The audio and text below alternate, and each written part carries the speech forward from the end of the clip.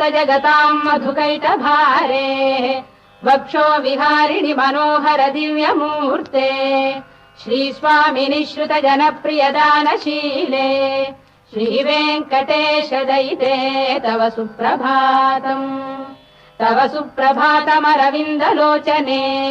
भवतु प्रसन्नमुख चन्द्रमण्डले विधिशङ्करेन्द्रवनिताभिरर्चिते वृषशैलनाथ दयिते दयानिधे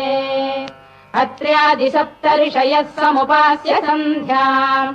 आकाश सिन्धु कमलानि मनोहराणि आदाय पादयुगमर्चयितुम् प्रपन्नाः